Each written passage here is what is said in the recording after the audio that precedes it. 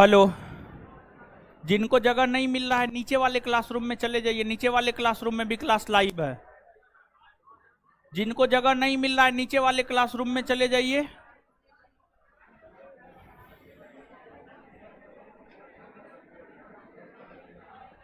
नीचे वाले क्लासरूम में चले जाइए।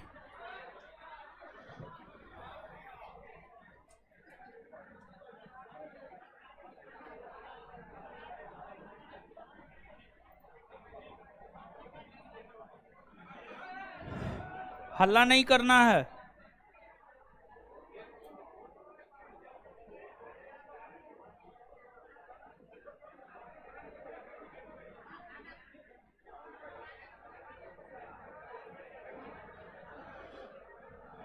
हल्ला नहीं करना है।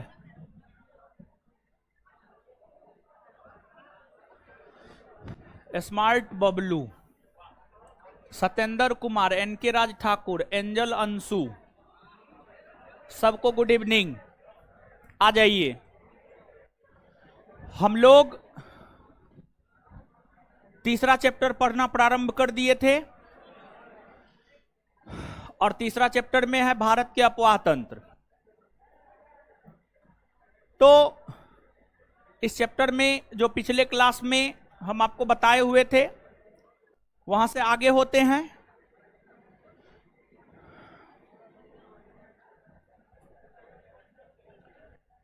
दो का आंसर करवाए हैं तो आंसर देंगे कौन चीज का? क्लास कीजिए जाकर के।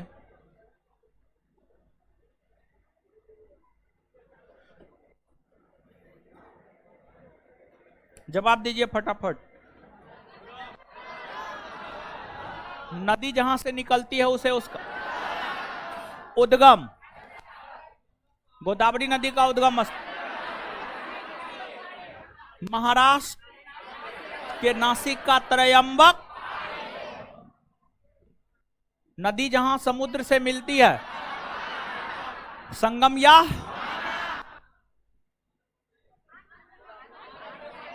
गोदावरी नदी का मोहना किस राज्य के तट?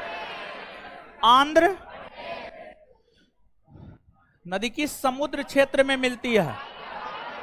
बंगाल की। गोदावरी नदी का अपवाह क्षेत्र किन किन राज्यों में? महाराष्ट्र, तेलंगाना, आंध्र प्रदेश। सहायक नदी कौन कौन है? वर्धा, पूर्णा, मंजरा, पेनगंगा, वैनगंगा, इंद्रावती। भारत की नदियों को कितने भागों में? कौन कौन? हिमालय और प्रायद्वीपीय नदियों की प्रकृति किस प्रकार की है? हाँ, मौसमी ना। इनके जल का मुख्य स्रोत वर्षा। किस प्रायद्वीपीय नदी में सालों भर जल? कावेरी ना। किस क्षेत्र की नदियों में सतत जल प्रवाह होता है? हिमालय की नदियों में। किस क्षेत्र की नदियां अभी युवावस्था में? हिमालय की।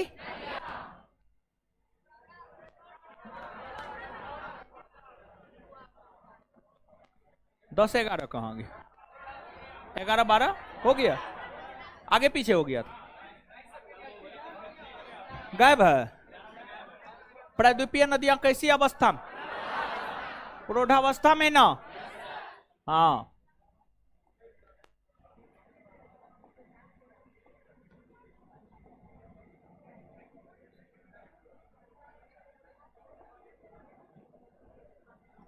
आ जाइए। अब सुनिए ध्यान से, कमेंट हटा दीजिए।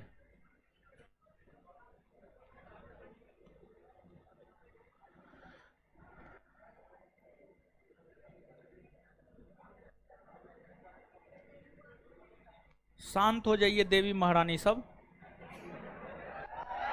एकदम बतियाते रहते हैं। बतियाते का है? अब हम बकना शुरू किया, मुंह बंद रखिए, समझे? चलिए।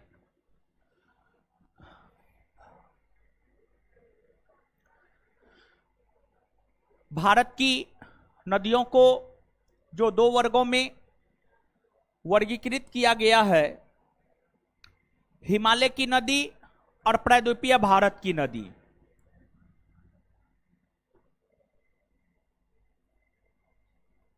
मेरे ख्याल से डिफरेंस बता रहे थे, अंतर बता रहे थे दोनों में, क्या? हाँ ना?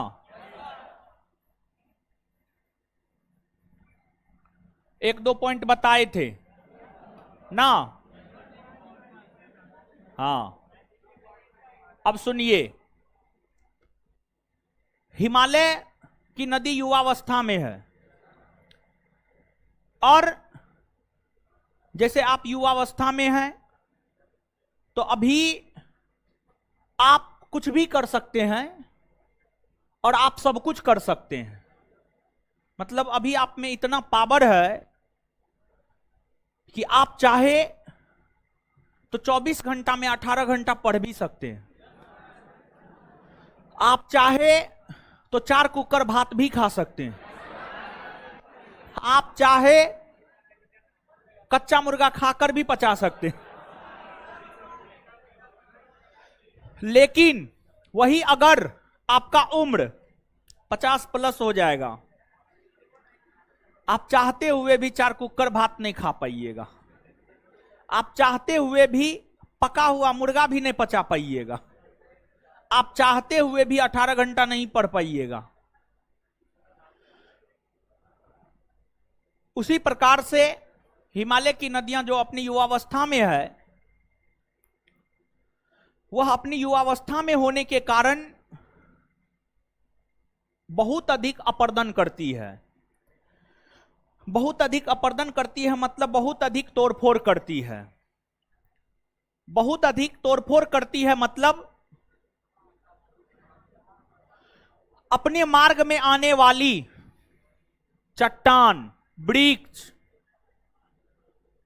सबको तोड़फोड़ कर बहा कर ले जाती है। मतलब हिमालय की नदियां अपने मार्ग में आने वाली सभी वस्तुओं को बहा कर ले जाती है। अब जब हिमालय की नदियां अपने मार्ग में आने वाली सभी वस्तुओं को बहाकर ले जाएगी आगे, तो कहीं ना कहीं ऐसे काहे करते हैं? दिमाग ना है जी? है? अरे मान लिया जाए कि नहीं, ये टीवी जो है बंद हो गया, तो ऐसे किया जाता है।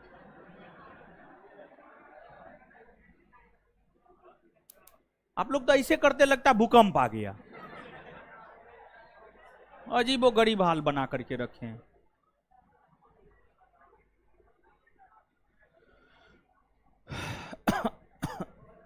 अरे छोड़ दीजिए,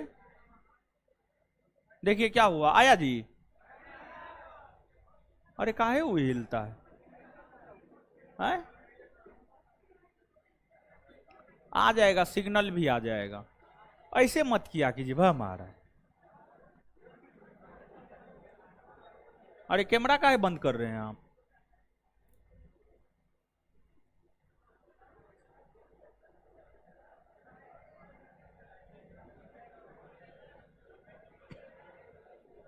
नहीं आया?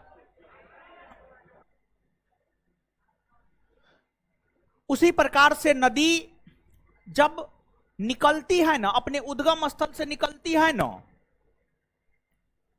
तो नदी की गति काफी तीव्र होती है। नदी की गति काफी तीव्र होती है। अब जब तीव्र गति होती है तब तो सब चीज को बहा कर ले जाती है, लेकिन आगे चल करके नदी की गति मंद हो जाती है, धीमी हो जाती है। और जब नदी की गति मंद हो जाती है, धीमी हो जाती है, तो नदी अपने द्वारा बहाकर लाए गए बालू कंकर पत्थर को जमा कर देती है, जमा करती है। और नदियों के द्वारा बहाकर लाए गए बालू कंकर पत्थर जो जमा होता है, वो अलग अलग प्रकार की आकृति बनाती है। सामान्यतः वह त्रिभुजाकार आकृति बनाती है। सामान्यतः वह त्रिभुजाकार आकृति बनाती है, और उसी को डेल्टा कहा जाता है। उसी को डेल्टा कहा जाता है। सामान्य तौर पर जो हिमालय की नदियां है, हिमालय की नदियां जो कि अपनी युवावस्था में है, काफी ज्यादा अपरदन करती है और अपने मार्ग में आने वाले सब चीज को तोड़ते फोड़ते हुए बहा कर ले जाती है। और हिमालय की नदियां अपने संगम या मोहाना से ठीक पहले, जब नदी की गति मंद हो जाती है तो उन बालू कंकड़ पत्थरों को एकत्रित करती है। वो जो विशेष प्रकार की आकृति बनती है उसी को डेल्टा कहा जाता है। अर्थात कहने का मतलब यह हुआ, हिमालय की नदियां युवावस्था में होने के कारण काफी अपरदन करती है। अपरदन करने के कारण ही हिमालय की नदियां डेल्टा का निर्माण करती है। विश्व का सबसे बड़ा डेल्टा सुंदरवन का डेल्टा, विश्व का जो सबसे बड़ा डेल्टा है वह सुंदरवन का डेल्टा है। और जो सुंदरवन का डेल्टा है उसका निर्माण हिमालय की नदियों के द्वारा किया गया है। हिमालय की ही दो नदियां हैं, एक है गंगा और हिमालय की ही एक नदी है ब्रह्मपुत्र। गंगा और ब्रह्मपुत्र नामक नदी के द्वारा ही सुंदरवन के डेल्टा का निर्माण किया गया है। सुंदरवन के डेल्टा का निर्माण किया गया है जो कि विश्व का सबसे बड़ी डेल्टा है। वहीं जो प्रद्वीपीय भारत की नदियां हैं, प्रद्वीपीय भारत की नदियां अपनी प्रौढ़ावस्था में है। प्रौढ़ावस्था में होने के कारण ये नदियां अपरदन न के बराबर करती है या अपरदन न करती है, यानी अपने मार्ग में आने वाले चट्टानों को तोड़ती फोड़ती नहीं है बल्कि सिर्फ बहती है। तो प्रद्वीपीय भारत की नदियों के मार्ग में बालू कंकड़ पत्थर होता ही नहीं। जब होता ही नहीं तो क्या वो अपने संगम या मोहाना पर उसको जमा करेगा? जमा करेगा नहीं। और जब जमा करेगा नहीं तो डेल्टा का निर्माण होगा नहीं। लेकिन यहां पर ध्यान देने वाली बात, यहां पर ध्यान देने वाली बात यह है कि जो प्रद्वीपीय भारत की नदियां हैं, प्रद्वीपीय भारत की कुछ नदियां अपना जल बंगाल की खाड़ी में गिराती है और प्रद्वीपीय भारत की कुछ नदियां अपना जल अरब सागर में गिराती है। प्रद्वीपीय भारत की वैसी नदियां जो अपना जल बंगाल की खाड़ी में गिराती है वो डेल्टा बनाती है। जैसे महानदी डेल्टा बनाती है, महानदी डेल्टा महानदी के द्वारा बनाया गया है ओडिशा में। गोदावरी डेल्टा बनाती है, गोदावरी नदी डेल्टा आंध्र प्रदेश में। कृष्णा नदी डेल्टा आंध्र प्रदेश में। कावेरी नदी डेल्टा तमिलनाडु में। वहीं प्रद्वीपीय भारत की वैसी नदियां जो अपना जल अरब सागर में गिराती है वह डेल्टा नहीं बनाती है। जैसे नर्मदा, प्रद्वीपीय भारत की नदियां हैं जो अपना जल अरब सागर में गिराती है, डेल्टा नहीं बनाती है। ताप्ती, यह अपना जल अरब सागर में गिराती है, यह भी डेल्टा नहीं बनाती है। मतलब क्या हुआ? मतलब यह हुआ कि जो प्रद्वीपीय भारत की नदियां हैं वह डेल्टा बनाती भी है और डेल्टा नहीं भी बनाती है। प्रद्वीपीय भारत की वैसी नदियां जो बंगाल की खाड़ी में अपना जल गिराती है वो डेल्टा बनाती है और प्रद्वीपीय भारत की वैसी नदियां जो अरब सागर में अपना जल गिराती है वह डेल्टा नहीं बनाती है, वह डेल्टा। बात समझ में आया? आए? अब देखिए, एक डेल्टा होता है, एक एस्चुअरी होता है। एक डेल्टा होता है और एक एस्चुअरी होता है। तो हिमालय की नदियां डेल्टा बनाती है, यानी हिमालय की नदियां जो बालू कंकड़ पत्थर सब बहा करके लाती है ना, उसको अपने संगम या मोहाना पर जो एकत्रित कर देता है, वो जो आकृति होता है उसी को डेल्टा कहा जाता है। वही प्रद्वीपीय भारत की जो नदियां अपना जल अरब सागर में गिराती है उसके मार्ग में अवसाद होता ही नहीं है। अब जब अवसाद, यानी अवसाद मतलब बालू कंकड़ पत्थर, ये सब होता ही नहीं है, तो अब इन नदियों के द्वारा अपने संगम या मुहाने पर अवसाद को तो जमा किया जाएगा नहीं, क्योंकि अवसाद इन नदियों के मार्ग में अवसाद होता ही नहीं है, इन नदियों के मार्ग में बालू कंकर पत्थर होता ही नहीं है। तो ये जो नदियां होती है, ये नदियां सीधे तौर पर बहती हुई अपने संगम या मुहाना पर सीधे जाकर के मिल जाती है। यानी इन नदियों का मुख जो होता है, मुंह जो होता है, इन नदियों का मुंह हमेशा खुला हुआ होता है, इन नदियों का मुंह जो है हमेशा खुला हुआ होता है। तो नदियों का मुख जो हमेशा ओपन होता है, हमेशा खुला हुआ होता है, उसी को एस्चुअरी कहा जाता है। नदियों, हिमालय की नदी में लिखिएगा तीसरा पॉइंट, तीसरा पॉइंट ऑनलाइन चल रहा है ना जी, है?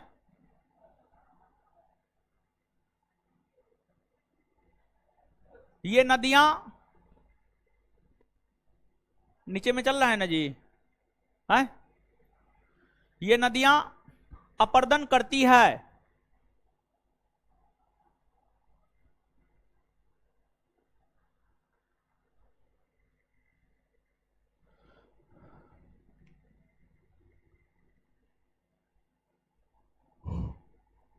हिमालय की नदियों में ही चौथा पॉइंट, हिमालय की नदियों में ही चौथा पॉइंट, चौथा पॉइंट,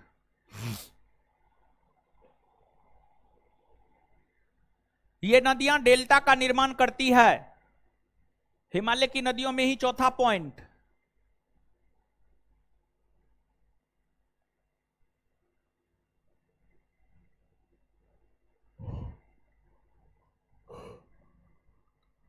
हिमालय की नदियों में ही चौथा पॉइंट लिख लिए ना, ये नदियां डेल्टा का निर्माण करती है। अब हिमालय की नदियों में ही, पॉइंट में नहीं, नोट देकर के लिखिएगा, एनओटी नोट, हिमालय की नदियों में ही नोट देकर लिखिएगा, एनओटी नोट, नोट देकर लिखिएगा। विश्व की सबसे बड़ी डेल्टा,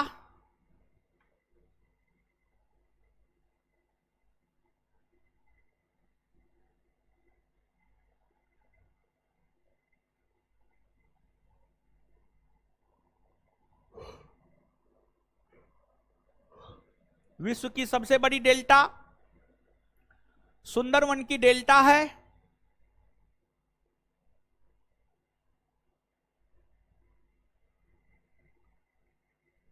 जिसका निर्माण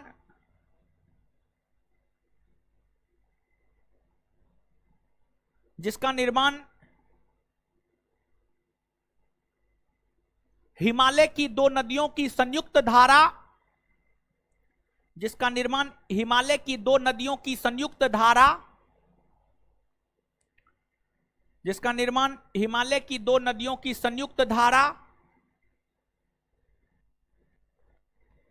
गंगा और ब्रह्मपुत्र,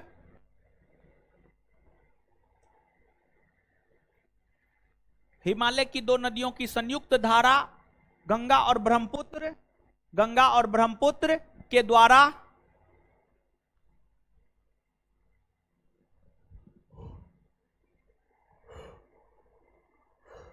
गंगा और ब्रह्मपुत्र के द्वारा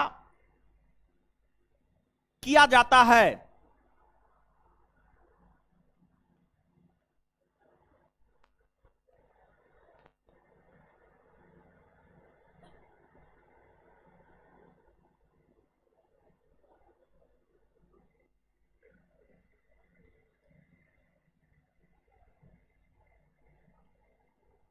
चलिए इसके बाद अगली बात सुनिएगा, सुनिए।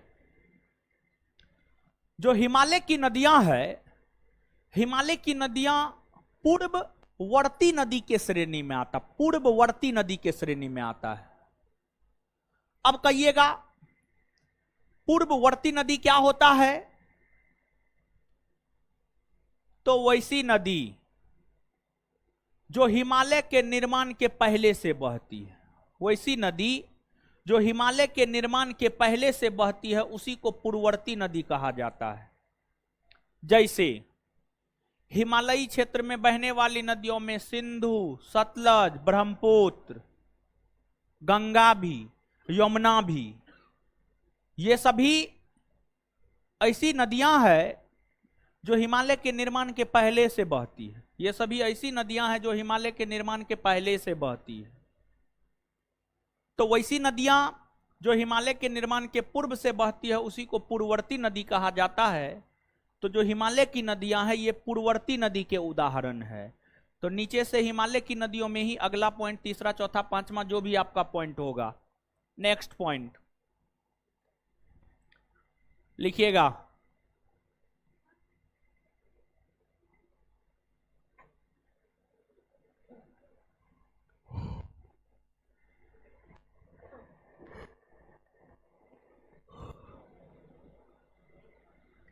हिमालय की नदियां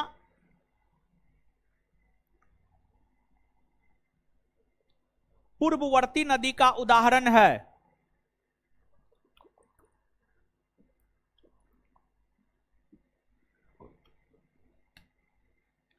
हिमालय की नदियां पूर्ववर्ती नदी का उदाहरण है।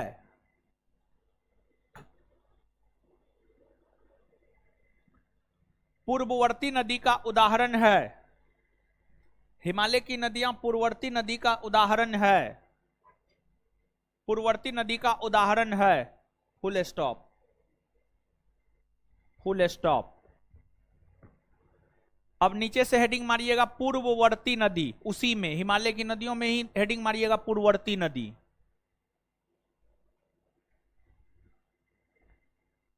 हेडिंग मारिएगा पूर्ववर्ती नदी, लिखिएगा डैश देकर, लिखिएगा डैश देकर। वैसी नदी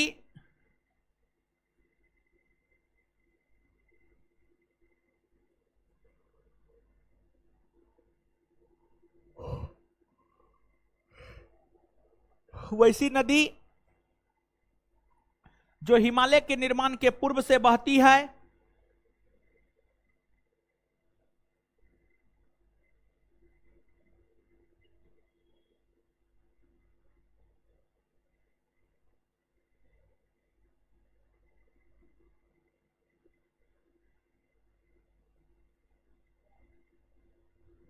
वैसी नदी जो हिमालय के निर्माण के पूर्व से बहती है,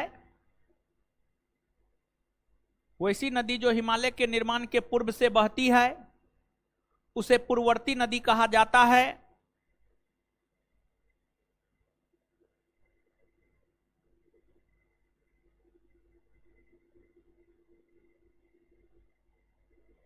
जैसे सिंधु, सतलज, ब्रह्मपुत्र, गंगा, यमुना।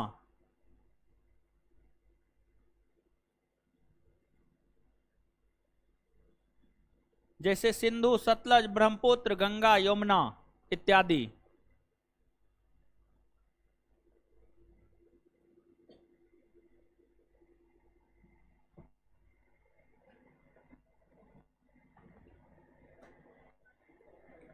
चलिए अब प्रायद्वीपीय भारत की नदियों में जितना पॉइंट लिखे हैं उससे अगला पॉइंट।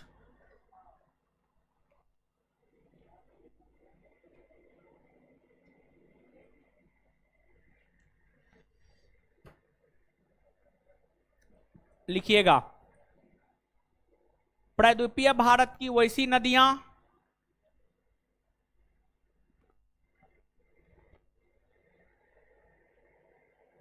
प्रायद्वीपीय भारत की नदियों में लिखना है। प्रायद्वीपीय भारत की नदियों में लिखना है, हिमालय वाला में नहीं, हिमालय खत्म, प्रायद्वीपीय नशा में नहीं ना है। हाँ वो सबास में है ना। हाँ प्रायद्वीपीय भारत की नदियों में अगला पॉइंट, प्रायद्वीपीय भारत की वैसी नदियां जो अपना जल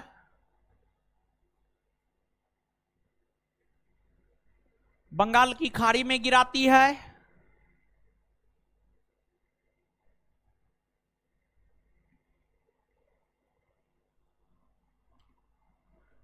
प्रायद्वीपीय भारत की वैसी नदियां जो अपना जल बंगाल की खाड़ी में गिराती है वह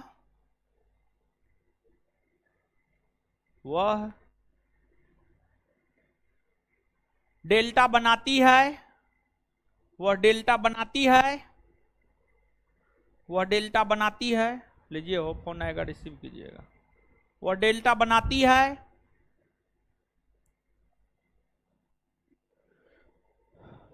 जैसे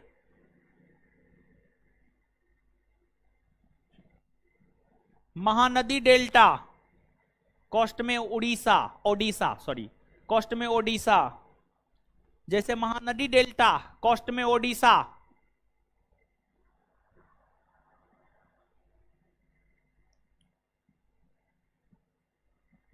कोमा गोदावरी नदी डेल्टा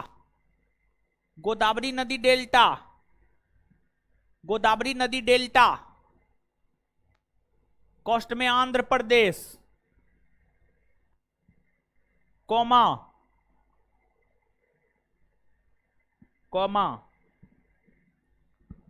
कृष्णा नदी डेल्टा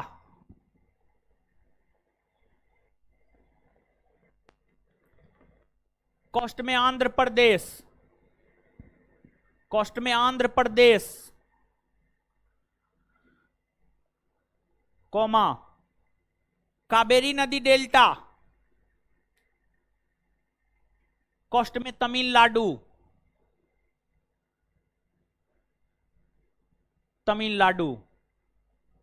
इत्यादि।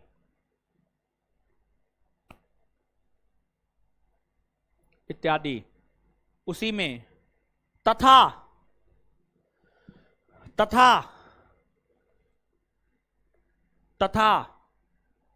प्रायद्वीपीय भारत की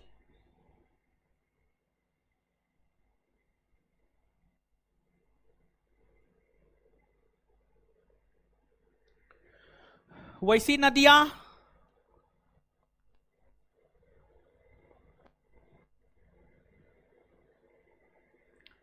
तथा प्रायद्वीपीय भारत की वैसी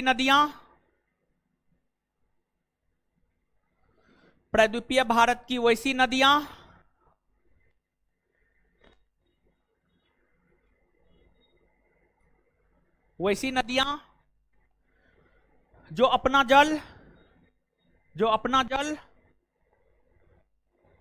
अरब सागर में गिराती है,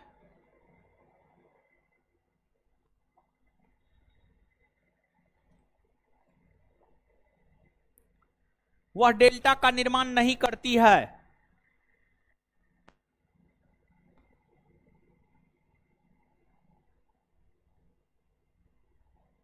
डेल्टा का निर्माण नहीं करती है, बल्कि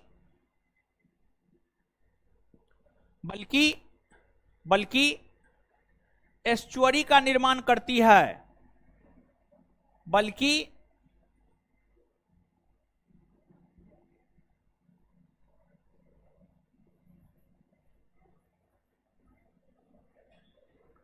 बल्कि एस्चुअरी का निर्माण करती है, जैसे नर्मदा और ताप्ती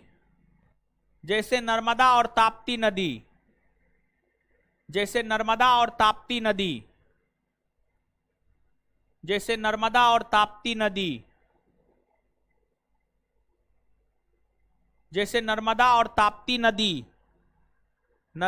ताप्ती नदी। अब अगली बात सुनिएगा, जो प्रायद्वीपीय भारत की नदियां हैं, यह अनुवर्ती या अनुगामी नदी का उदाहरण है। अब कहिएगा अनुवर्ती या अनुगामी नदी क्या होता है? तो वैसी नदियां जो अपने ढाल का अनुसरण करते हुए बहती है, उसी को अनुवर्ती या अनुगामी नदी कहा जाता है। मतलब देखिए होता क्या है, नदी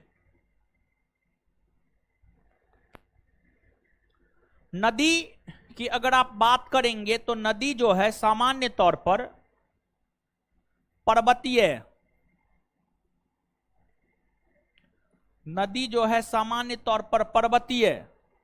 या पठारी इलाका से निकलती है।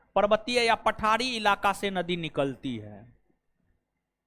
तो अब कुछ नदी ऐसी होती है जो अपने ढाल का अनुसरण करती है, मतलब यहां से निकली, मतलब मान लिया जाए यहां से निकली तो ढाल इधर है तो इधर बहने लगती है, इस प्रकार से बहती है। वही कुछ नदियां ऐसी होती है जो अपने ढाल के विपरीत दिशा में बहती है, मतलब ढाल इधर है, बह इधर रही है, निकली यहां से इधर बहने लगी, अपने ढाल के विपरीत दिशा में बहने लगी।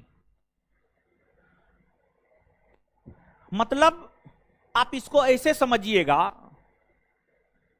कि आपको पटना भेजा गया है पढ़ने के लिए,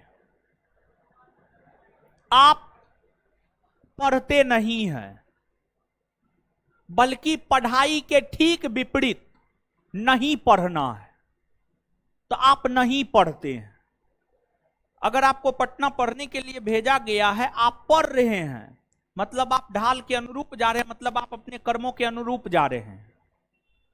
लेकिन अगर आपको पटना भेजा गया पढ़ने के लिए और आप पढ़ नहीं रहे हैं, मतलब आप अपने कर्मों के अनुरूप नहीं बल्कि कर्मों के विपरीत चल रहे हैं।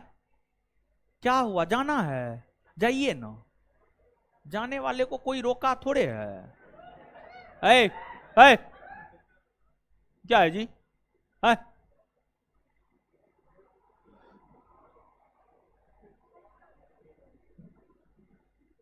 ऐसे आदमी जैसे करबे नहीं करता है, समझिए। फिर कुछ बोल देंगे तो कहिएगा कि बोल दिए, समझे, आदमी का ही लक्षण है? तो बताइए, चलिए सुनिए। तो वैसी नदियां जो अपने ढाल के अनुरूप बहती है उसी को अनुगामी या अनुवर्ती नदी कहा जाता है। तो जो प्रायद्वीपीय भारत की नदियां हैं वो अनुगामी या अनुवर्ती नदी के उदाहरण है। वो प्रायद्वीपीय भारत जिधर ढाल है, पूरब ढाल है तो पूरबे बह रही है, पश्चिम ढाल है तो पश्चिमे बह रही है, समझ गए। तो ये चीज है, लिखिएगा प्रायद्वीपीय भारत की नदियों में। नेक्स्ट पॉइंट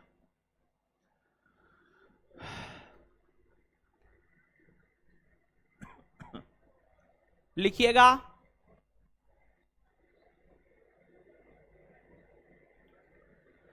प्रायद्वीपीय भारत की नदियां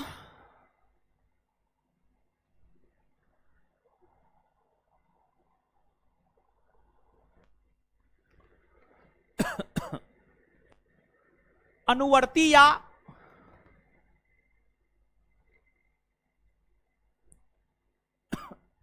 अनुगामी,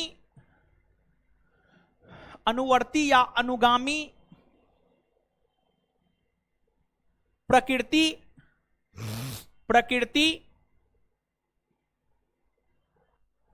का होता है।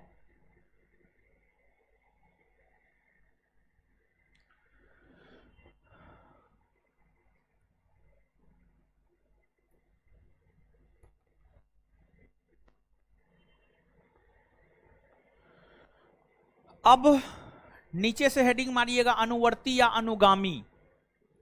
हाँ, उसी में प्रायद्वीपीय भारत की नदियों में ही अनुवर्ती या अनुगामी हेडिंग मारिएगा। अनुवर्ती या अनुगामी हेडिंग मारिएगा, लिखिएगा डैश देकर। वैसी नदियां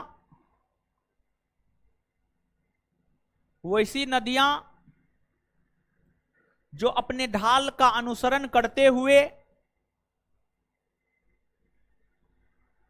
वैसी नदियां जो अपने ढाल का अनुसरण करते हुए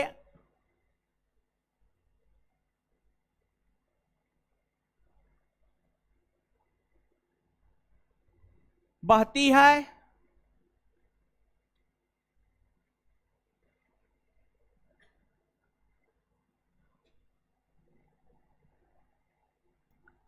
है, उसे अनुवर्ती या अनुगामी नदी कहा जाता है।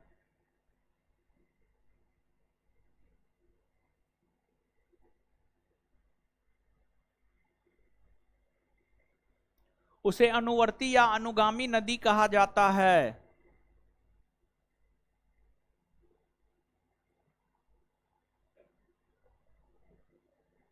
जैसे गोदावरी, कृष्णा, कावेरी इत्यादि।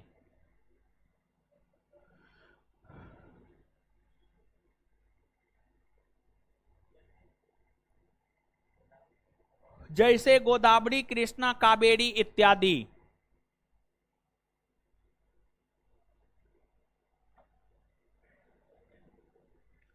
Full stop. चलिए, यही अंतर है। अब देखिए, सबसे पहले हम लोग हिमालय की नदियों को पढ़ेंगे, यानी गंगा, यमुना, सिंधु, सतलज, ब्रह्मपुत्र। और इसके बाद प्रायद्वीपीय भारत की नदियों को पढ़ेंगे, यानी गोदावरी, कृष्णा, कावेरी को पढ़ेंगे। और हिमालय की नदियों में भारत के लिए सबसे महत्वपूर्ण नदी गंगा नदी है।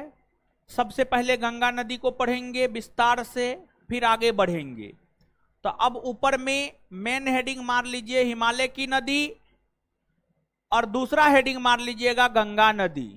मेन हेडिंग मारिए हिमालय की नदी, मतलब अब हम लोग हिमालय की नदी के विषय में पढ़ने जा रहे हैं।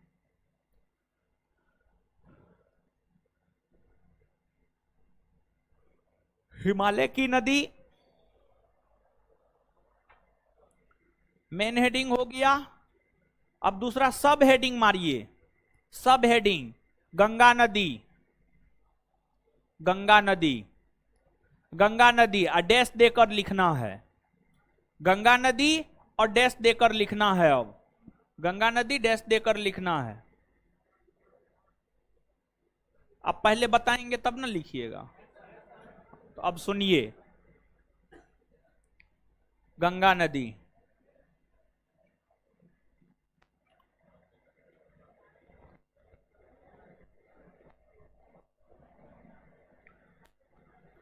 जो गंगा नदी है ना, गंगा नदी, गंगा नदी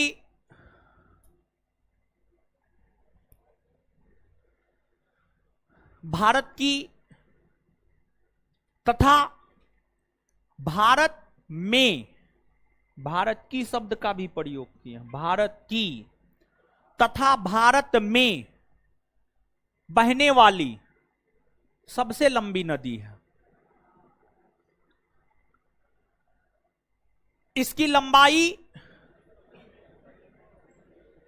कुछ स्रोत के अनुसार 2510 किलोमीटर और एनसीईआरटी के अनुसार 2525 किलोमीटर। यह नदी भारत की सबसे लंबी तथा भारत की सबसे पवित्र नदी मानी जाती है। और पवित्र मानी जाने के कारण उत्तर भारत के लोग यज्ञ सब में, यज्ञ पूजा पाठ में, शादी विवाह, हाँ शादी विवाह में भी, शादी विवाह भी एक प्रकार का यज्ञ ही हुआ।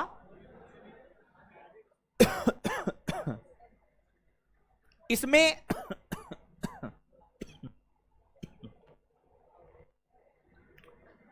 गंगा नदी के जल का उपयोग किया जाता है। और जो गंगा नदी है, भारत में तो सैकड़ों की संख्या में नदी बहती है, लेकिन उन सैकड़ों की संख्या में बहने वाली नदियों में गंगा नदी को 2008 ईस्वी में भारत का राष्ट्रीय नदी घोषित किया गया है। गंगा नदी को 2008 ईस्वी में भारत का राष्ट्रीय नदी घोषित किया गया है, तथा 2017 ईस्वी में उत्तराखंड हाईकोर्ट ने गंगा नदी को जीवित मानव का दर्जा दिया है। गंगा नदी को जीवित मानव का दर्जा दिया है। और ऐसा उत्तराखंड हाईकोर्ट इसलिए किया है ताकि लोग गंगा नदी को प्रदूषित ना करे। लेकिन इसके बावजूद लोग मानने को तैयार नहीं हैं और लोग ही नहीं बल्कि सरकार भी मानने को तैयार नहीं है, और गंगा नदी को प्रदूषित लोग भी अपने स्तर से कर रहे हैं और सरकार भी अपने स्तर से कर रहा है। कहिएगा कैसे? तो लोग जो भी किसी के भी यहां शादी विवाह होता है, या आप सरस्वती पूजा करते हैं, दुर्गा पूजा करते हैं, कुछ भी करते हैं, मूर्ति विसर्जन कहां करते हैं? हाँ, कहां? पटना में कहां होता है? गंगे नदी में। दूसरी बात, जो यज्ञ सब करने के बाद अवशिष्ट पदार्थ बचता है, जो बचा हुआ पदार्थ होता है, उसको एक थैला में करके कहां फेंकते हैं? गंगा नदी में। इसके बाद आप जाइएगा कभी गंगा नदी, ठीक है, ये जो नहर है, नहर है ना, रामपुर नहर ना है जी, रामपुर नहर है ना जो खुला हुआ है, उसमें आप जिस लॉज में रहते हैं, आप लॉज में रहते हुए जो भी क्रियाकलाप करते हैं,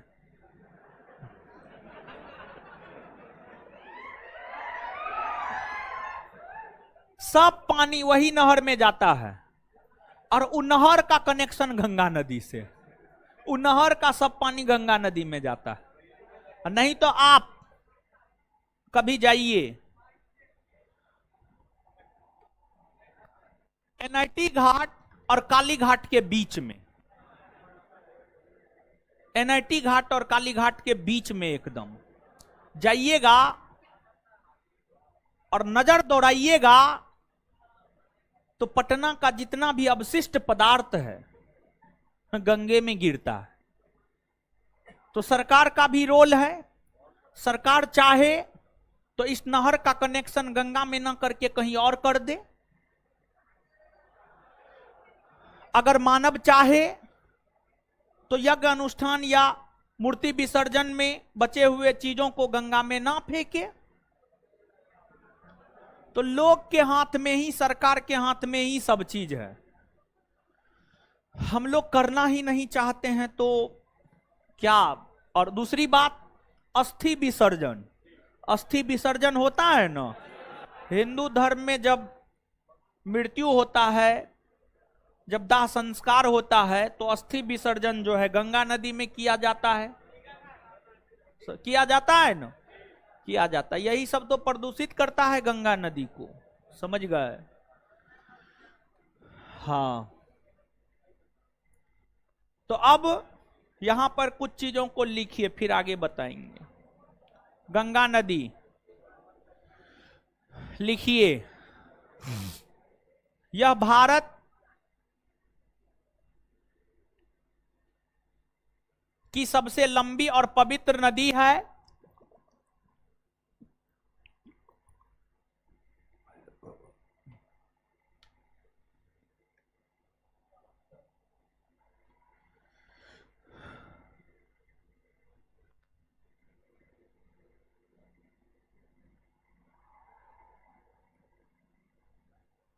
यह भारत की सबसे लंबी और पवित्र नदी है। इसकी लंबाई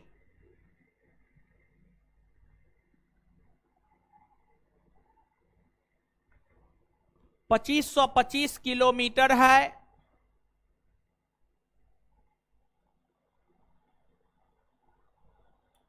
दो पांच 2525 किलोमीटर है।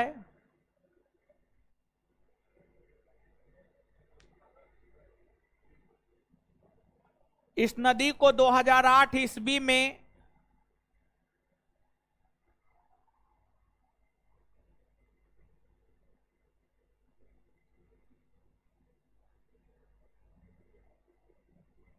भारत का राष्ट्रीय नदी घोषित किया गया है।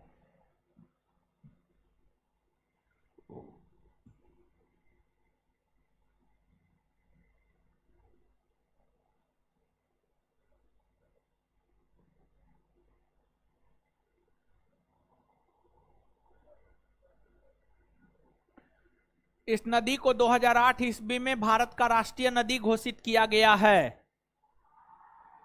Full stop. उत्तराखंड हाईकोर्ट ने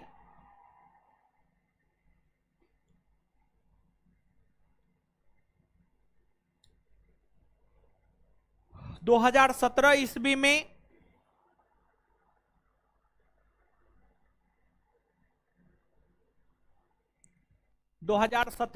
में गंगा और यमुना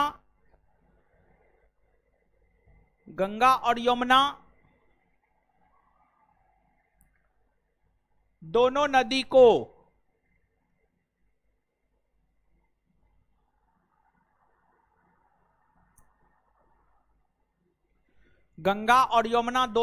को जीवित मानव का दर्जा गंगा और यमुना दोनों नदी को जीवित मानव का दर्जा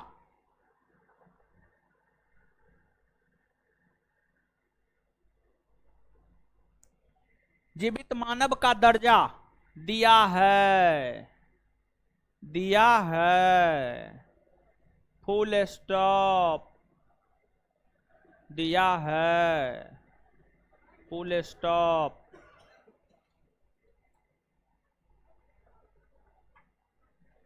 अब सुना जाए।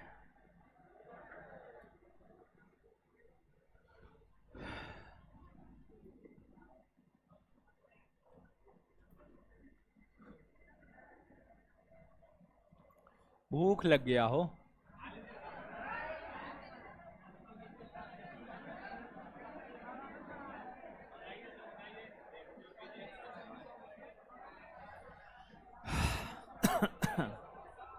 कोई है जी? हम अपने लिए मंगवाएंगे, आपके लिए थोड़े मंगवाएंगे। क्या हुआ? जाना है? क्या हुआ? बुखार आ गया? जाइए। एगो समोसा एगो चाय भेजिए मेरे लिए। समोसा थोड़ा ठीक ठाक भेजिएगा, जल्दी। शांत रहिए। देखिए मौसम चेंज हो रहा है, ठीक है। पिछले सप्ताह आपका एक रोज क्लास नहीं हुआ होगा। उस रोज हमको बहुते बुखार था, समझ गए। सर्दी उर्दी भी हो गया था, तो दवाई खा करके जो है ना खांसी को पचा दिए हैं। अब कफ जम गया है, समझे, इसलिए थोड़ा खांसी भी होता है, समझे।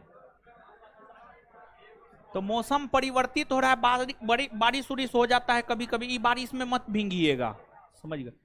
बेमौसम बारिश में नहीं भीगना चाहिए, बीमार पड़ जाइएगा, समझे। अभी जो है बच करके रहिए, थोड़ा गर्म पानी सबका सेवन कीजिए, तेल मसाला कम खाइए, जितना सादा भोजन पॉसिबल है उतना सादा भोजन कीजिए, ज्यादा बेटर रहेगा आपके लिए, ठीक है। अब सुनिए, समझिए। गंगा नदी का उद्गम उत्तराखंड का गंगोत्री हिमानी है। उत्तराखंड का गंगोत्री हिमानी गंगा नदी का उद्गम स्थल माना जाता है मुख्यतया। लेकिन यहां पर चीजों को समझिएगा। देखिए गंगा नदी जो है उत्तराखंड राज्य से निकलती है, उत्तराखंड में बहती है सबसे पहले, फिर उत्तर प्रदेश में बहती है, फिर बिहार में बहती है, झारखंड के साथ सीमा बनाती है। झारखंड में बहती नहीं है। देखिए बहना अलग बात है, सीमा बनाना अलग बात।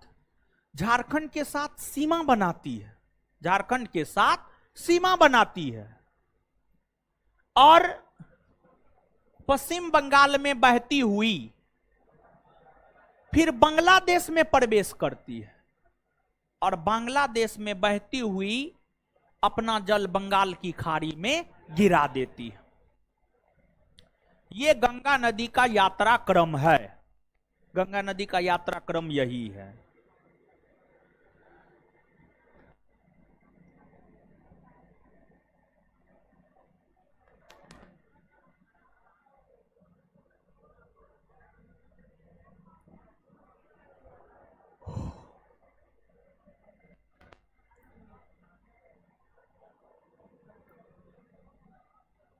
चलिए अब शांत रहिए। देखिए यहां पर जो है मानचित्र पर हम ये चाह रहे थे कि सिर्फ उत्तराखंड, उत्तर प्रदेश, बिहार, झारखंड, बंगाल, बांग्लादेश और बंगाल की खाड़ी दिखे, जो कि आपको दिख रहा है। ठीक है, आपको जो है उत्तराखंड में एक है बद्रीनाथ, उत्तराखंड में एक है केदारनाथ और उत्तराखंड में एक है गंगोत्री हिमनद। गंगोत्री हिमनद, ये बद्रीनाथ है, बीच में केदारनाथ है और यहां पर गंगोत्री हिमनद है। गंगोत्री हिमनद है यानी गंगोत्री ग्लेशियर है। उत्तराखंड के बद्रीनाथ में स्थित संतोपत हिमानी, उत्तराखंड के बद्रीनाथ में स्थित संतोपत हिमानी से एक नदी निकलती है जिसका नाम है अलकनंदा। अलकनंदा, अलकनंदा, अलकनंदा। तो ये अलकनंदा नदी है। कौन नदी है? अलकनंदा।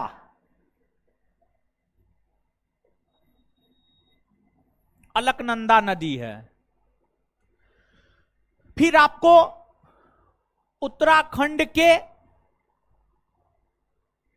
गंगोत्री या गौमुख हिमानी से एक नदी निकलती है जिसको भागीरथी कहा जाता है। क्या कहा जाता है? भागीरथ। क्या कहा जाता है? भागीरथ।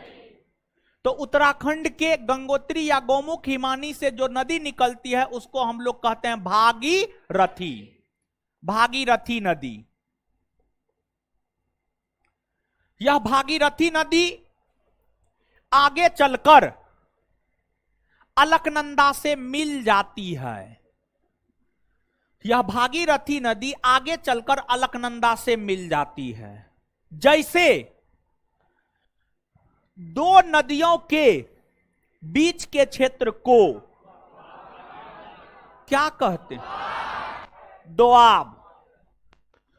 वैसे ही दो नदियों के संगम को या मिलन बिंदु को प्रयाग कहते हैं।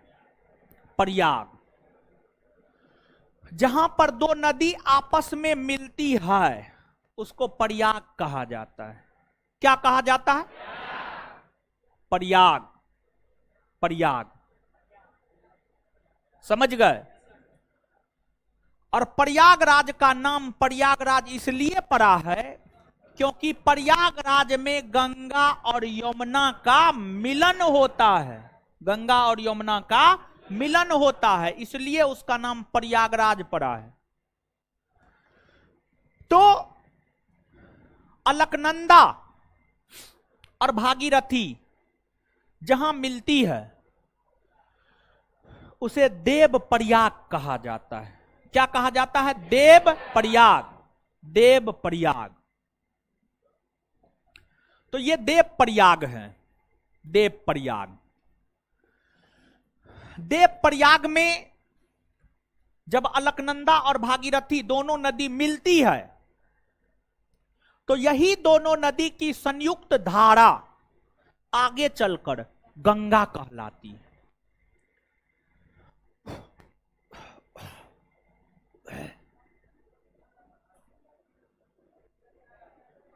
लगता कीड़ा चला गया था। चला गया था ना? खत्म कर दिए उसको।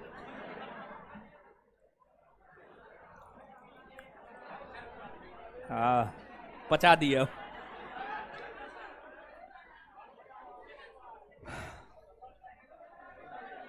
क्या हुआ? कीड़ा सही में गया था?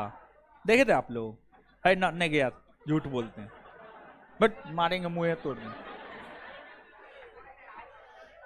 हम तो ऐसे सोच रहे थे कि देखते हैं आप लोग देख रहे थे कि नहीं देख रहे थे। ऐसा कोई बात नहीं। है मच्छर कहां था बट। तो क्या होगा, ऐसे भी हम मांसाहारी हैं। जब बकरी को काट के खा जाते हैं, मुर्गा को काट के खा जाते हैं, तो वो कीड़ा गया तो क्या हो गया, शाकाहारी तो है नहीं। अब क्या करेंगे, हम जान करके थोड़े थोड़े किए हैं।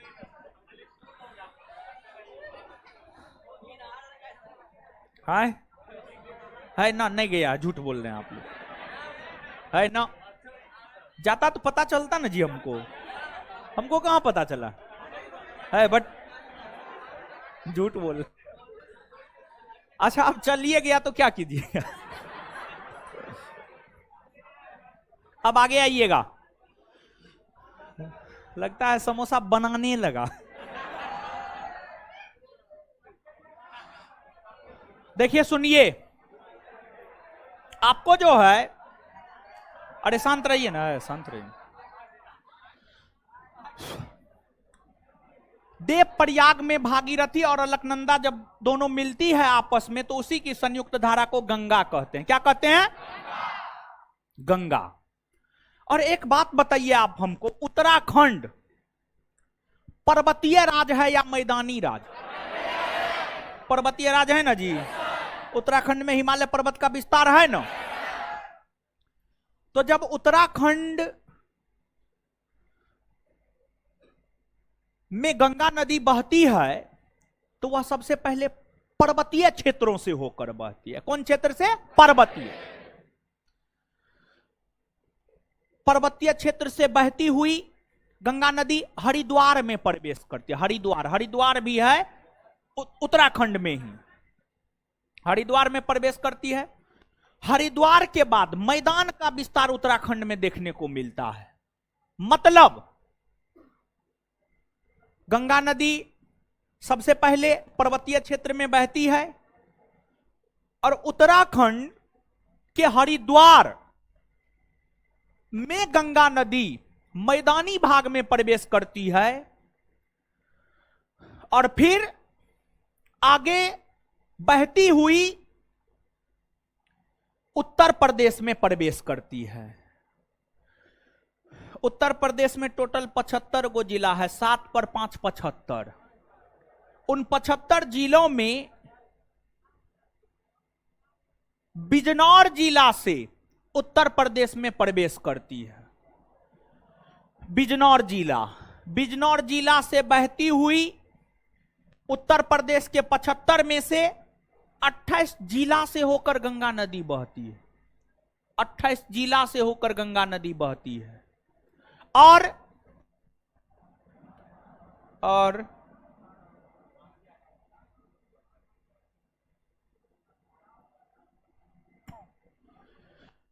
उत्तर प्रदेश के बलिया जिला के बाद उत्तर प्रदेश से बाहर हो जाती है, और फिर बिहार में प्रवेश करती है। बिहार में बक्सर से प्रवेश करती है, और बिहार के 12 जिला से होकर गुजरती है। बक्सर, आराया, भोजपुर, सारण, पटना, वैशाली, समस्तीपुर, बेगूसराय, लखीसराय, खगड़िया, मुंगेर, भागलपुर, कटिहार, इस सब से होकर बहती है।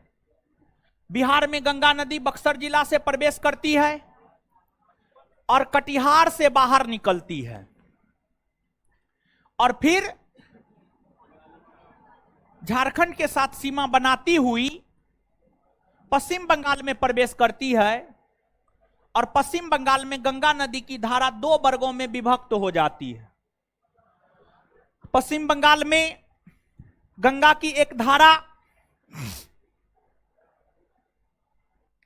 दक्षिण की ओर बहने लगती है, नीचे दक्षिण, और एक धारा पूरब की ओर बहती है। जो पूरब की ओर बहती है उसको भागीरथी कहा जाता है, और जो दक्षिण की ओर बहती है उसको हुगली कहा जाता है। मतलब गंगा नदी को 2 राज्य में भागीरथी कहा जाता है। गंगा नदी को उत्तराखंड में भी भागीरथी कहा जाता है, और पश्चिम बंगाल में भी भागीरथी कहा जाता है। गंगा नदी पश्चिम बंगाल में बहती हुई बांग्लादेश में प्रवेश करती है। बांग्लादेश में इसे पद्मा कहा जाता, पद्मा कहा जाता है। और आगे चलकर गंगा नदी बांग्लादेश में मेघना से मिल जाती है और अंततः मेघना के नाम से ही अपना जल बंगाल की खाड़ी में गिराती है। मेघना के नाम से ही अपना जल बंगाल की खाड़ी में गिराती। यही यात्रा क्रम है गंगा नदी का। एक बार फिर से देख लीजिए, 1 मिनट में ध्यान से गौर से सुनिएगा। उत्तराखंड के बद्रीनाथ में स्थित संतोपत हिमानी से अलकनंदा नदी निकलती है। उत्तराखंड के गंगोत्री हिमानी या गौमुख हिमानी से भागीरथी निकलती है। दोनों आपस में उत्तराखंड के देवप्रयाग में मिलती है। इन्हीं दोनों नदियों की संयुक्त धारा को गंगा कहते हैं।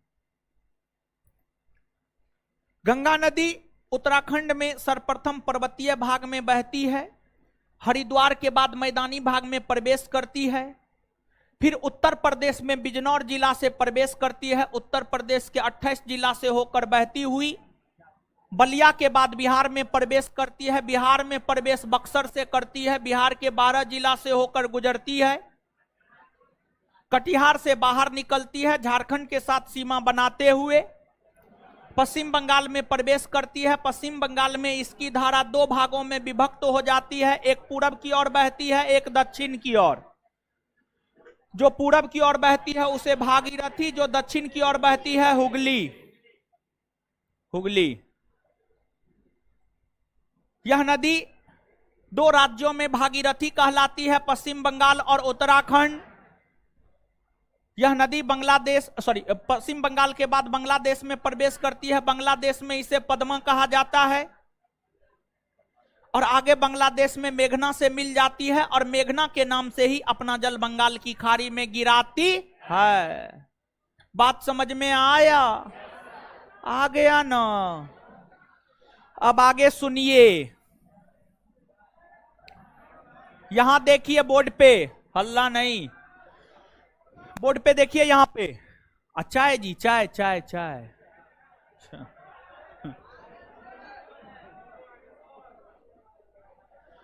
सुनिए, है सुनिए ना, है। आगे जो केदारनाथ है, केदारनाथ से मंदाकिनी नदी निकलती है। कौन नदी निकलती है? मंदाकिनी। केदारनाथ से कौन नदी निकलती है? मंदाकिनी। कौन निकलती है? मंदाकिनी। मंदाकिनी नदी निकलती है और यह उत्तराखंड में ही अलकनंदा में जाकर मिल जाती है। तो केदारनाथ से जो मंदाकिनी नदी निकलती है, यह मंदाकिनी नदी अलकनंदा से जाकर जहां मिलती है उसे हम लोग कहते हैं रुद्रप्रयाग। क्या कहते हैं? रुद्र, मंदाकिनी, भागीरथी, सब अलकनंदा की सहायक नदी है। जिसमें ये जो अलकनंदा नदी है, इस अलकनंदा नदी से आकर के धौली गंगा नदी मिलती है, धौली गंगा। और अलकनंदा नदी से धौली गंगा नदी जहां मिलती है उसे हम लोग कहते हैं विष्णु प्रयाग। क्या कहते हैं? विष्णु प्रयाग, विष्णु प्रयाग। फिर अलकनंदा नदी से आकर नंदाकिनी मिलती है। कौन मिलती है? नंदाकिनी, नंदाकिनी। तो अलकनंदा नदी से आकर जो नंदाकिनी मिलती है इसे कहते हैं हम लोग नंद प्रयाग। क्या कहते हैं? नंद प्रयाग, नंद प्रयाग। फिर अलकनंदा से आकर पिंडार मिलती है। कौन मिलती है? पिंडार, पिंडार मिलती है। और अलकनंदा से पिंडार नदी आकर जहां मिलती है उसे हम लोग कहते हैं कर्ण प्रयाग। क्या कहते हैं? कर्ण प्रयाग, कर्ण प्रयाग। तो यहां पर आप समझिएगा 1 मिनट। अलकनंदा से मंदाकिनी जहां मिलती है वह रुद्रप्रयाग, अलकनंदा से भागीरथी जहां मिलती है वह देवप्रयाग,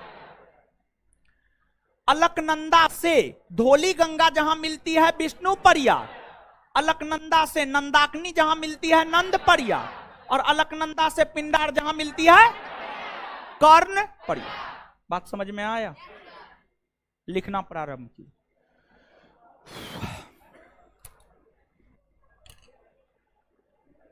लिखिए। चाय ठंडा गया भाई। लिखिए।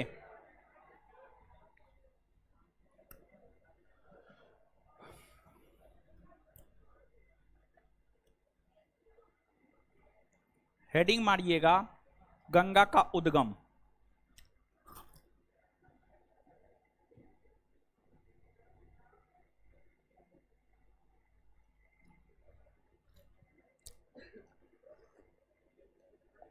गंगा का उद्गम डैश देकर लिखिएगा। उत्तराखंड के, गंगा का उद्गम डैश देकर लिखिएगा। उत्तराखंड के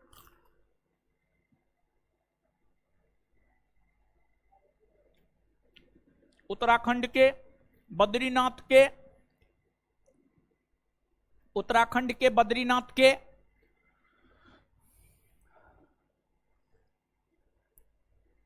उत्तराखंड के बद्रीनाथ के संतोपत हिमानी से,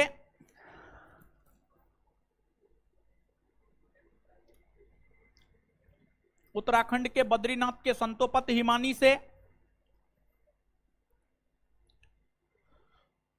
उत्तराखंड के बद्रीनाथ के संतोपत हिमानी से अलकनंदा नदी निकलती है।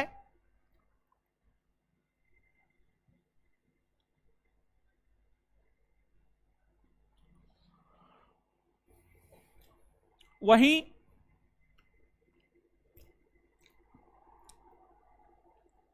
उत्तराखंड के गौमुख हिमानी से, वहीं उत्तराखंड के गौमुख हिमानी से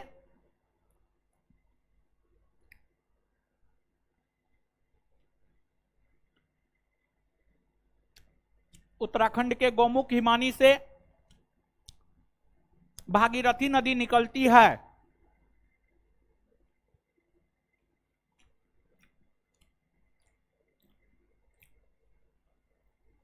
भागीरथी नदी निकलती है। यह दोनों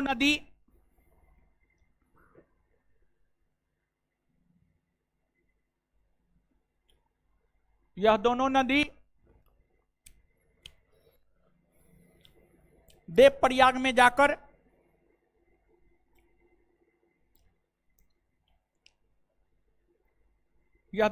देवप्रयाग में जाकर आपस में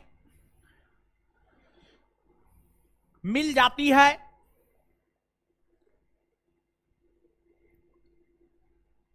आपस में जाकर मिल जाती है। इन दोनों नदियों की संयुक्त धारा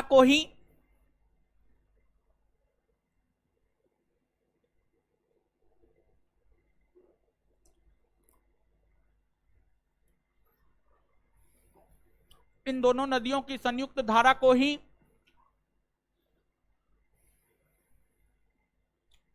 गंगा कहा जाता है।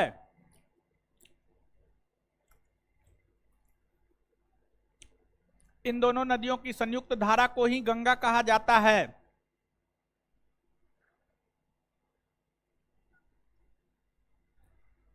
गंगा नदी सर्वप्रथम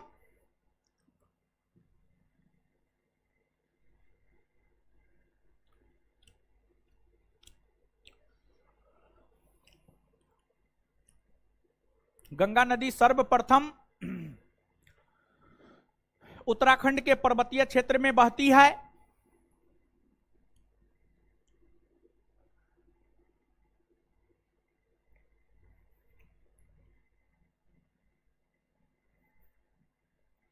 गंगा नदी सर्वप्रथम उत्तराखंड के पर्वतीय क्षेत्र में बहती है। Full stop. हरिद्वार के बाद यह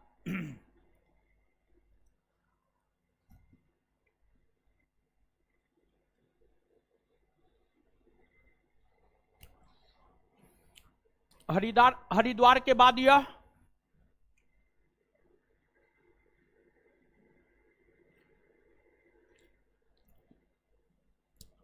हरिद्वार के बाद यह मैदानी भाग में प्रवेश करती है।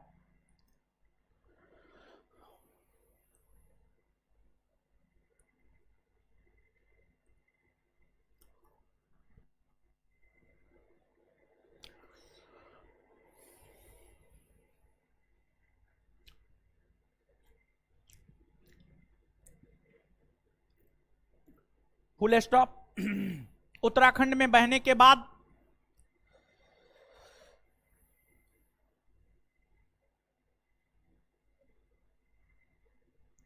उत्तराखंड में बहने के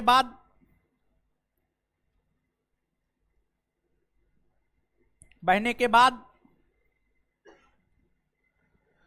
यह नदी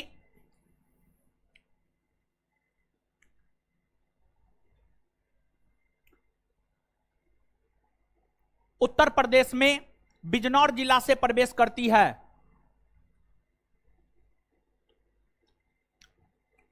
यह नदी उत्तर प्रदेश में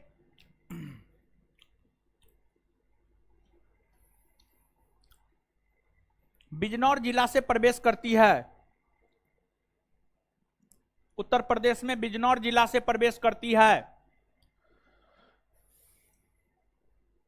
फुल स्टॉप। उत्तर प्रदेश के कुल 28 राज्य से होकर उत्तर प्रदेश के कुल 28 राज्य से होकर 28 जिला से होकर उत्तर प्रदेश के कुल 28 जिला से होकर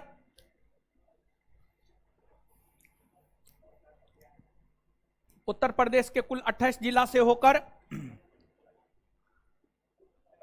यह नदी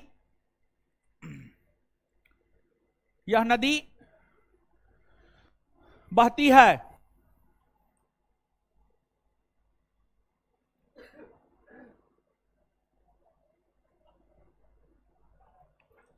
गंगा नदी के तट पर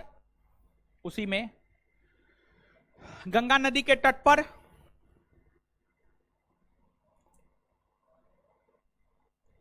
गंगा नदी के तट पर बसा हुआ सबसे बड़ा शहर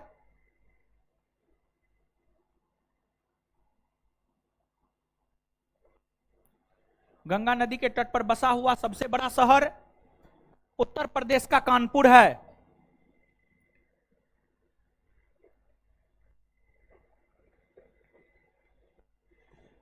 गंगा नदी के तट पर बसा हुआ सबसे बड़ा शहर उत्तर प्रदेश का कानपुर है।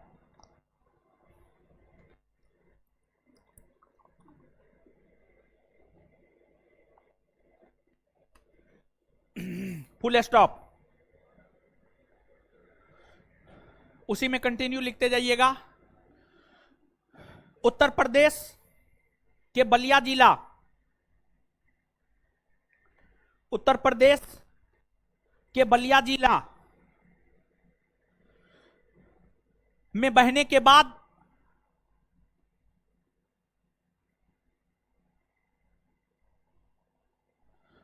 उत्तर प्रदेश के बलिया जिला में बहने के बाद यह नदी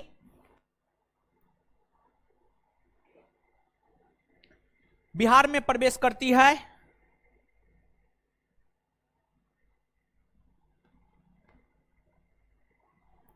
बिहार में प्रवेश करती है।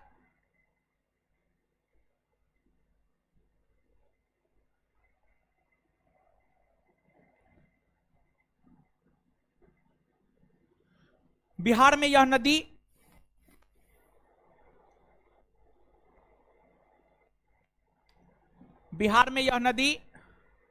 बक्सर जिला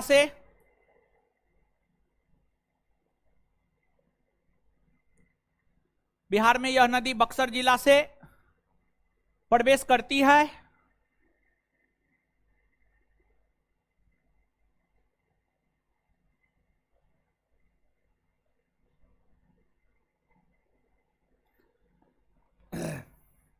बक्सर जिला से प्रवेश करती है तथा कटिहार जिला से बाहर निकलती है।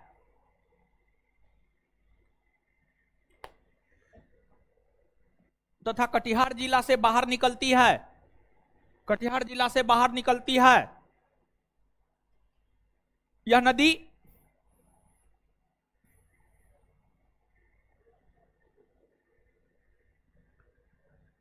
बिहार के कुल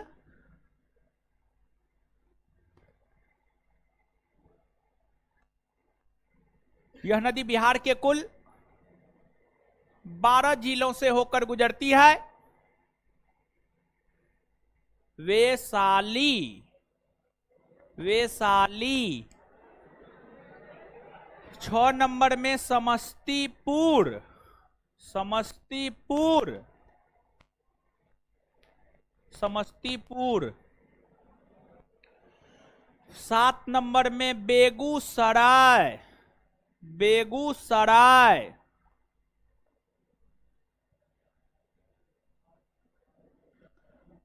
लखीसराय, लखीसराय, लखीसराय। खगड़िया, खगड़िया, खगड़िया। मुंगेर, मुंगेर। भागलपुर, भागलपुर। कटिहार, कटिहार। 12 गो हुआ, हो गया होगा 12 गो। हाँ, अब नीचे से स्टार मार के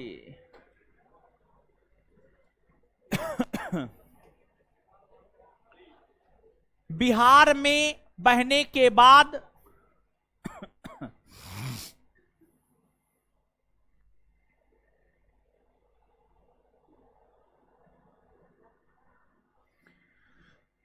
बिहार में बहने के बाद यह नदी झारखंड के साथ सीमा बनाती हुई, यह नदी मतलब गंगा नदी, यह नदी झारखंड के साथ सीमा बनाती हुई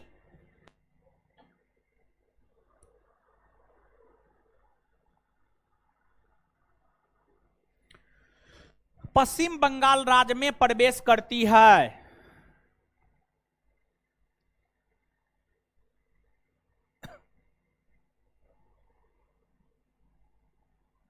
पश्चिम बंगाल राज्य में प्रवेश करती है।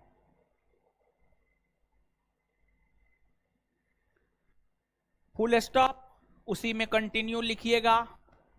पश्चिम बंगाल राज्य में, पश्चिम बंगाल राज्य में गंगा नदी की धारा, गंगा नदी की धारा, धारा 2 वर्गों में बट जाती है।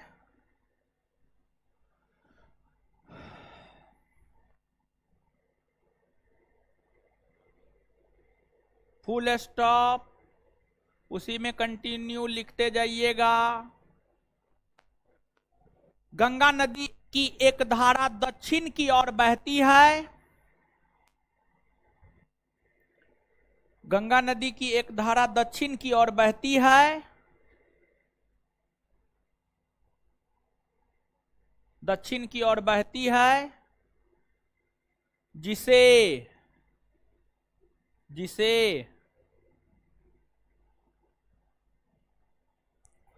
जिसे हुगली कहा जाता है। हुगली, हुगली, हुगली, हुगली कहा जाता है। वहीं गंगा नदी की एक धारा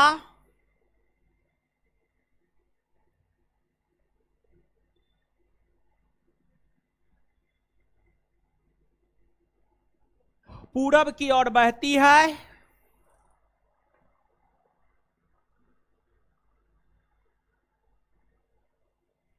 पूरब की ओर बहती है, जिसे भागीरथी कहा जाता है,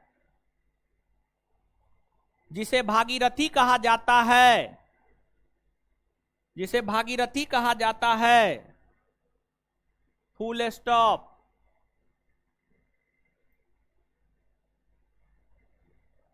गंगा नदी को उसी में कंटिन्यू लिखते जाइए, जब तक पैराग्राफ चेंज करने के लिए नहीं बोले उसी में लिखते जाइए। गंगा नदी को दो राज्य,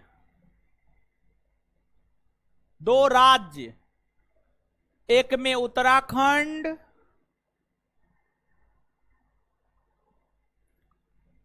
गंगा नदी को दो राज्य, एक में उत्तराखंड, दो में पश्चिम बंगाल, दो में पश्चिम बंगाल में, पश्चिम बंगाल में भागीरथी के नाम से जाना जाता है। गंगा नदी को दो राज्य। अच्छा, खड़ा हो जाइए, अब आप निकल जाइए क्लासरूम से, निकलिए, भागिए, भागिए, बोले ना भागने के लिए। जो फोन से बतिया रहे थे उन्हीं को बोले भागिए, भागिए, भाग, जल्दी भागिए, नहीं तो फटा हम उठा लेंगे, भागिए जल्दी। अरे निकलिए जी। लड़की के पहला बेंच के बाद दूसरा बेंच, हाँ भागिए, निकलिए आप, कोई एक्सक्यूज नहीं, नो एक्सक्यूज, आउट, आउट होइए, क्लास से बाहर होइए, बाहर होइए, घर से हो या बाहर से हो उससे मतलब नहीं है, जाइए बाहर निकलिए। इसको बाहर निकालिए जी, कहां गया स्टाफ, बाहर निकालो इसको।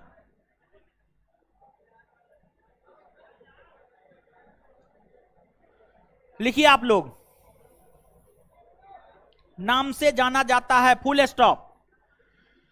पश्चिम बंगाल में बहने के बाद, पश्चिम बंगाल में बहने के बाद, पश्चिम बंगाल में बहने के बाद गंगा नदी, पश्चिम बंगाल में बहने के बाद गंगा नदी, गंगा नदी बांग्लादेश में प्रवेश करती है, बांग्लादेश में प्रवेश करती है।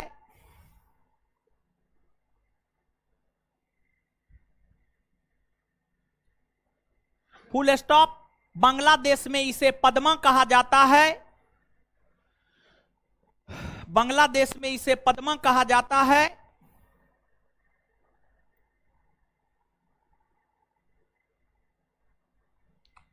बांग्लादेश में इसे पद्मा कहा जाता है। आगे चलकर बांग्लादेश में गंगा नदी, आगे चलकर बांग्लादेश में गंगा नदी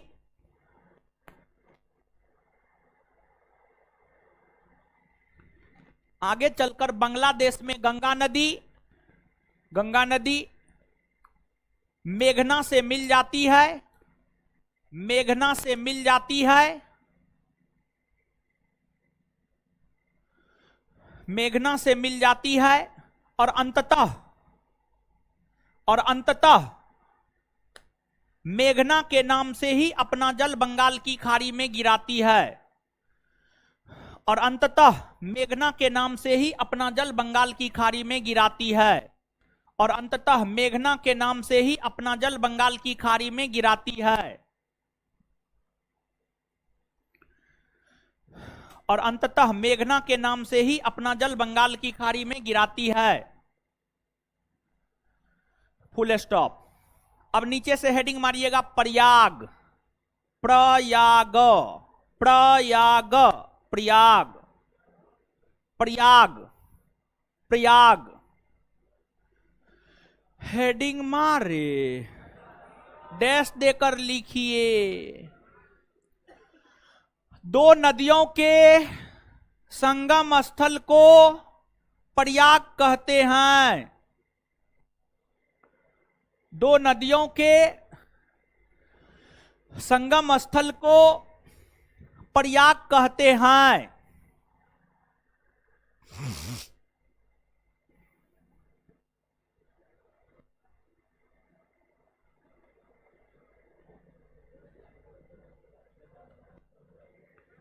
एक नंबर में विष्णु प्रयाग, विष्णु प्रयाग,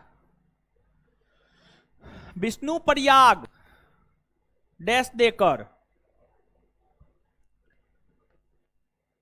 धौली गंगा और अलकनंदा के संगम को विष्णु प्रयाग कहते हैं। धौली गंगा और अलकनंदा के संगम को विष्णु प्रयाग कहते हैं।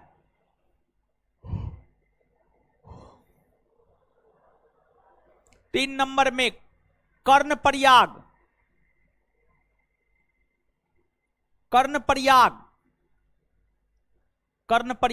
डैश देकर पिंडार नदी और अलकनंदा नदी के संगम को पिंडार नदी और अलकनंदा नदी के संगम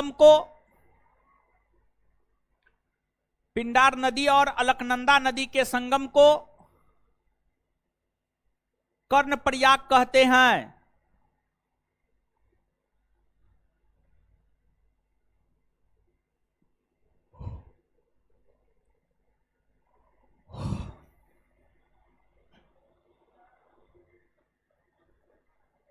आगे रुद्रप्रयाग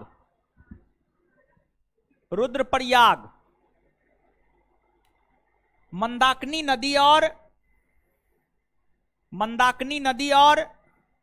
अलकनंदा नदी के संगम को रुद्रप्रयाग कहते हैं।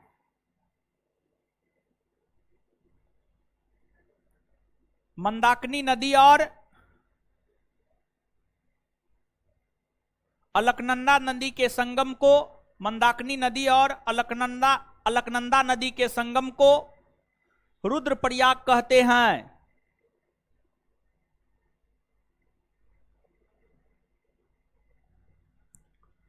देवप्रयाग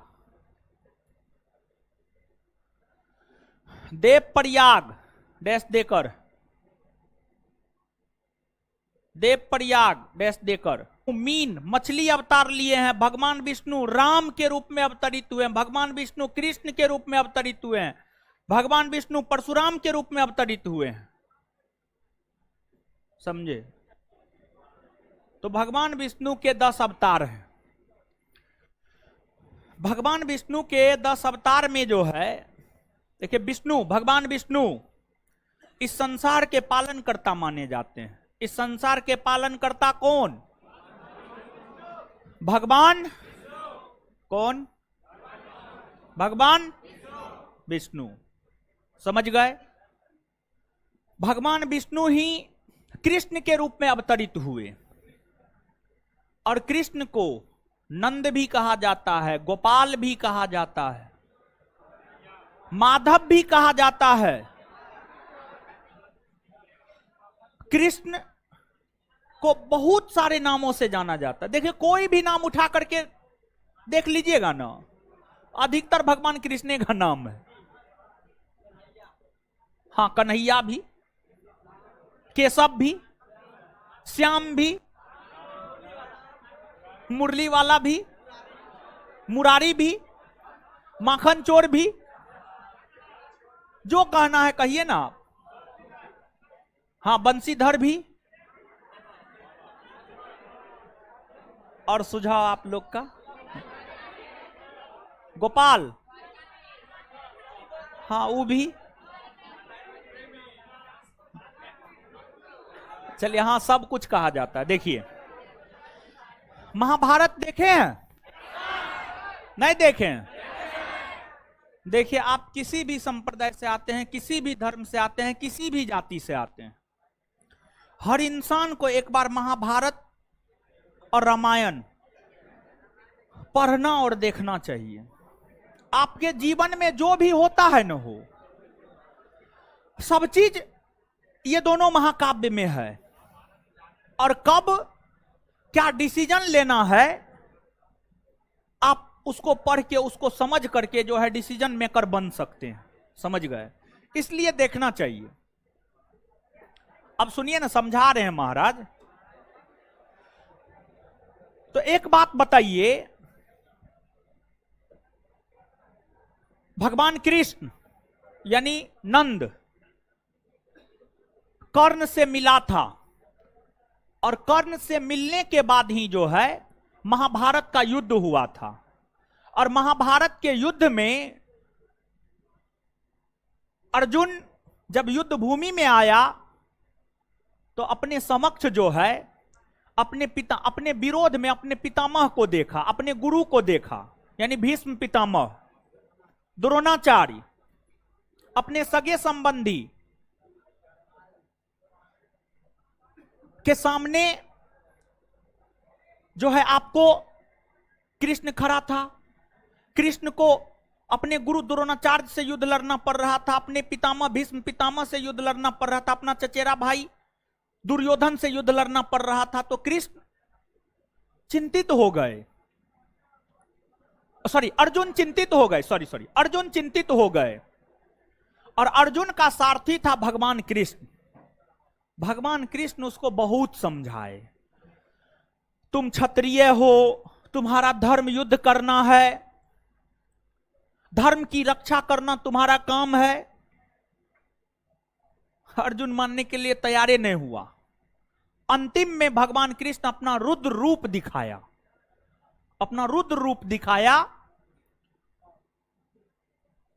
और जब भगवान कृष्ण अपना रुद्र रूप दिखाया ना, तब अर्जुन को लगा ना, हमारे साथ तो देवता है, हमारी पराजय कभी हो ही नहीं सकती है, और देवता हमें आदेश दे रहा है युद्ध करने का, हमें युद्ध करना चाहिए।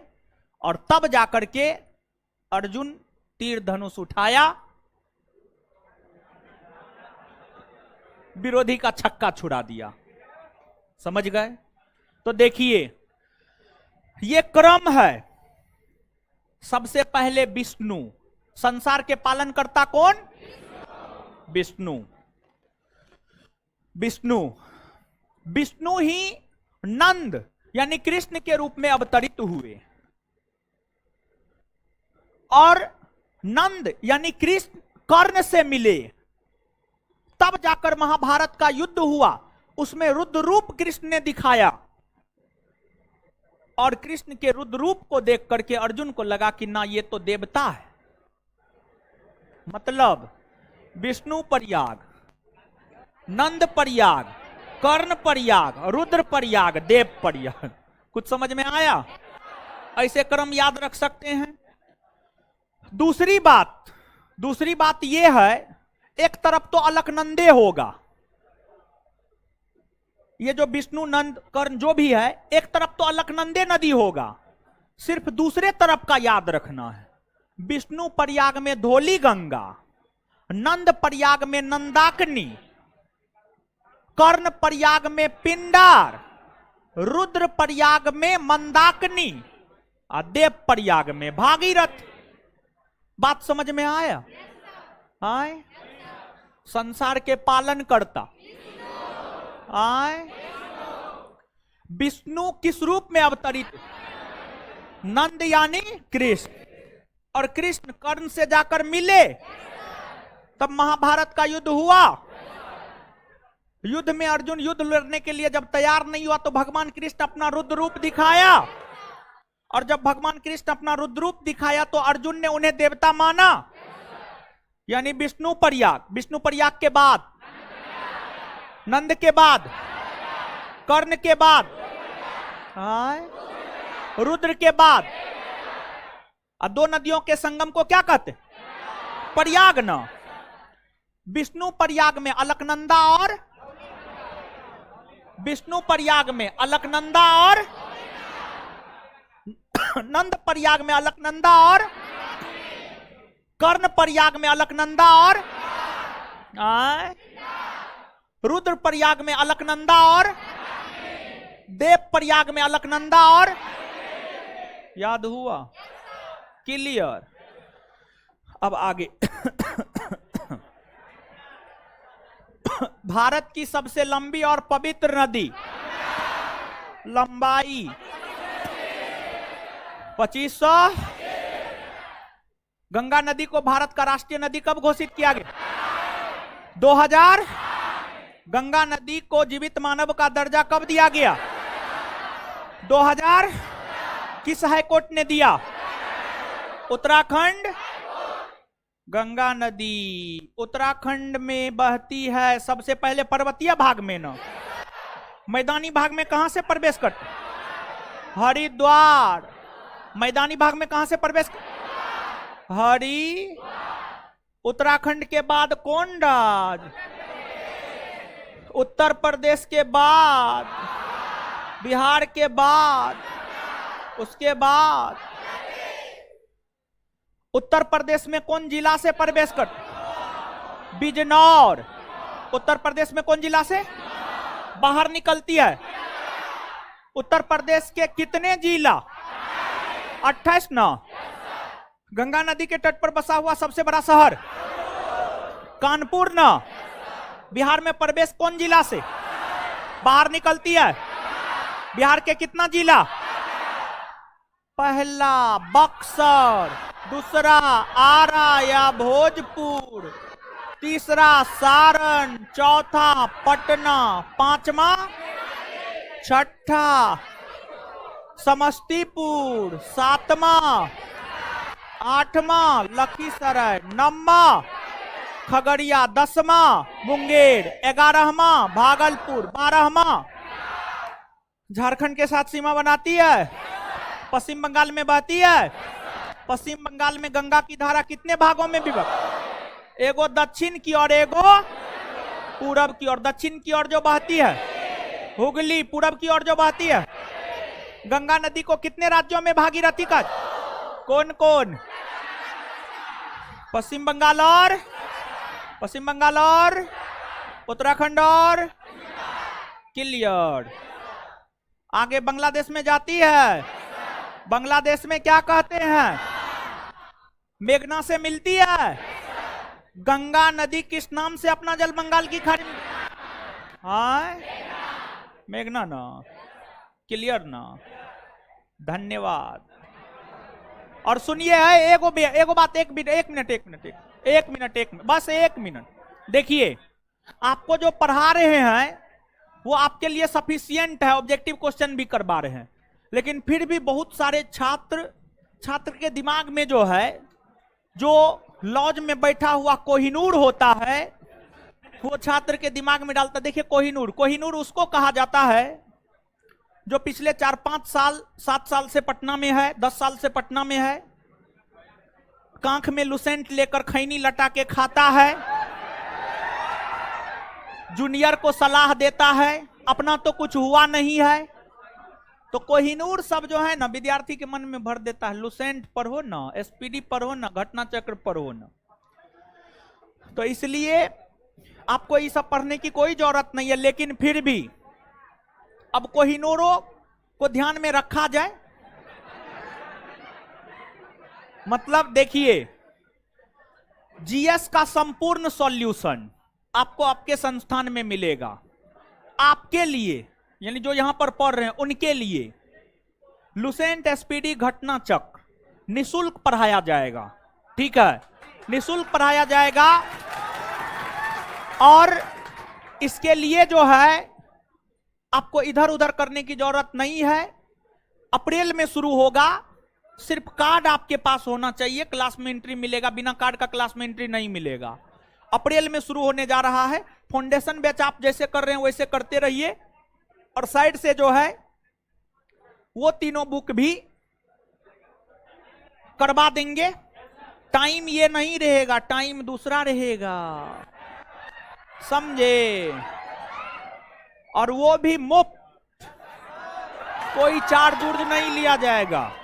कोई चार्ज नहीं लिया जाएगा आपसे कोई चार्ज नहीं लिया जाएगा। बुक मिल जाएगा। अरे चलिए, धन्यवाद। और ये व्यवस्था सिर्फ ऑफलाइन छात्रों के लिए, ऑनलाइन नहीं है, ओनली ऑफलाइन। धन्यवाद।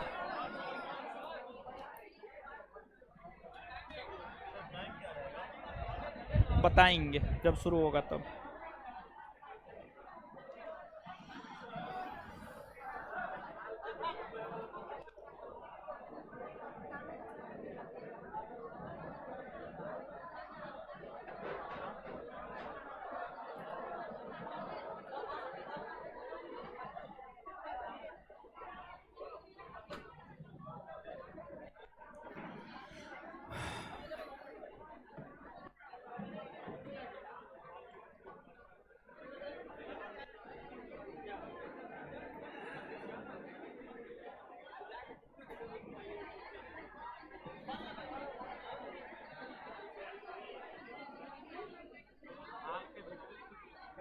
हाँ बहुत सारी नदी आगे बताएंगे। स्वर्णरेखा नदी बहती है और भी बहुत सारी नदी बहती है।